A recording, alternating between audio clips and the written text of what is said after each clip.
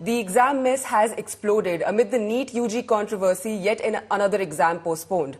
NEET PG entrance examination scheduled for the 23rd of June was postponed by the Health Ministry on Saturday as a precautionary measure. Interestingly, National Board of Education had also issued a notice addressing paper leak befooling on Friday. Meanwhile, massive uproar across the nation has spurred the Modi government into action. Centre has handed over the investigation to CBI to probe the alleged lapses in the NEET UG. However, 15,000 students are appearing for NEET UG today. Centre also made a big change in the NTA by sacking the current Director General, Subodh Kumar, and appointing Pradeep Singh Kharola as the new NTA chief. Amid this, opposition is up in arms, blaming the Modi government for back-to-back lapses in exams. Rahul Gandhi slammed Prime Minister Modi and termed the BJP government as the biggest threat to students' future. पर बिना reason के अचानक से इसको postpone करना ये समझ के परे है। और नीट पीजी तो वैसे भी ऑनलाइन बेस्ड है, ऑफलाइन बेस्ड है भी नहीं। तो ऑफलाइन पेपर का एक वो चांस था, चलिए वो लीक हुआ या जो भी उसमें हुआ वो अलग बात था, बट नीट पीजी तो एक ऑनलाइन पेपर होना था, इसकी तो लीक होने की संभावना बहुत ही कम थी। इनको अगर करना भी था, अगर पोस्टपोन, तो ये कुछ दिनों या कुछ हफ्तों पहले कर देते। एक रात पहले ये घोषणा कर देना कि अब एग्जाम नहीं होगा, ये सरकार एग्जाम नहीं करा पा रही है।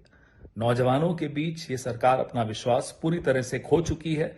जो शिक्षा मंत्री आज से 4 दिन पहले एनटीए को क्लीन चिट दे रहे थे, अब एनटीए के डायरेक्टर जनरल जो एग्जाम्स के हैं उनको हटा रहे हैं। ये क्या लीपापोती चल रही है? किसको बचाया जा रहा है? क्या एक अफसर जिम्मेदार है सारे एग्जाम्स में जो घपले हो रहे हैं उसमें? क्या उसके ऊपर किसी का वरदहस्त नहीं है? ये जांच कब होगी? कब ये सारे जवाब लोगों को मिलेंगे? कब ये सरकार सिर्फ एग्जाम ठीक करा पाएगी? देखिए, एक चीज मान के चलिए, जब से भारतीय जनता पार्टी की सरकार इस देश में आई है, लगातार पर्चे लीक हो रहे हैं। लगातार, कोई पहली घटना नहीं। नीट का हुआ, नेट का हुआ, इसके पहले उत्तर प्रदेश में पुलिस भर्ती 60 लाख अभ्यर्थी भर्ती हुए थे, उसका पर्चा लीक हो गया था। आप सोचिए, देश के अंदर में 12th का एग्जाम देने जाओ तो पर्चा लीक हो जाता है, ग्रेजुएशन का एग्जाम देने जाओ तो पर्चा लीक हो जाता है। तो इसके मतलब आप ये पर्चा लीक कोई आप इसको इतनी आसानी से नहीं ले सकते। ये एक वार की तरह, जैसे किसी कंट्री में वॉर होता है तो जितना नुकसान होता है उससे कहीं ज्यादा नुकसान इससे होता है। ये राष्ट्रद्रोह का मामला है। मतलब आप ये कितनी बड़ी माने नुकसान होता है, क्षति होती है, भविष्य, बच्चों के भविष्य का की बात होती है, उनके पेरेंट्स का आप सोचिए किस तरह से middle class, lower middle class यही तो एग्जाम में और उसमें अपना एग्जाम देता है, और वो किस तरह से खेती बेच के, किस तरह से फसल बेच के, या फादर नौकरी करता है, किस तरह से अपनी सैलरी काट के बच्चों को पढ़ाता है, और वो उसके बाद पर्चा लीक हो जाता है तो साल भर बाद फिर कैसे अपने बच्चों का पैसा खर्च करेगा, कैसे कोचिंग दिलाएगा। तो मेरा मानना है कि सरकार से मेरी रिक्वेस्ट है कि जो इस तरह के बच्चे हैं उनको फाइनेंशियली मदद करे उनके साल भर की पढ़ाई के लिए। ऐसे नहीं चलेगा कि पर्चा लीक हो गया और इंक्वायरी हो जाएगी, बाद में ये सस्पेंड हो गए, वो टर्मिनेट हो गए, लेकिन उनकी फैमिली पे क्या बीत रही होगी जिनके फाइनेंशियली क्राइसिस में आ गए।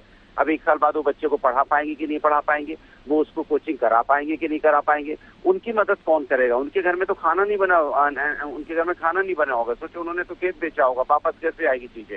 ये सरकार की जिम्मेदारी बनती है कि उसको फाइनेंशियली ऐड करें, फाइनेंशियली मदद करें। तीसरी बात, सरकार इस तरह की चीजों में फेल हो रही है। जैसा कि मंत्री ने बोला था कि पर्चा लीक, अगर नीट की बात करेंगे तो उन्होंने बोला था लीक नहीं हुआ था, फिर बाद में लीक हो रहा है, और उसके बाद जब न्यूज आती है तो फिर फटाफट पकड़ लिए जाते हैं। No, they're being shameless about it. And if this is their excuse, oh, we've cancelled exams, is actually letting down thousands and lakhs of students who come with the faith that the examination that they give will be free and fair. What is surprising is that they are taking action against bureaucrats. What they're doing away with is asking for accountability from those in government. Please, let's not forget, exam after exam, either paper leaks or grace marks or many other issues that have impacted them, whether cancellation, postponement. It's a problem that comes from we have to address the root cause. The root cause is the government.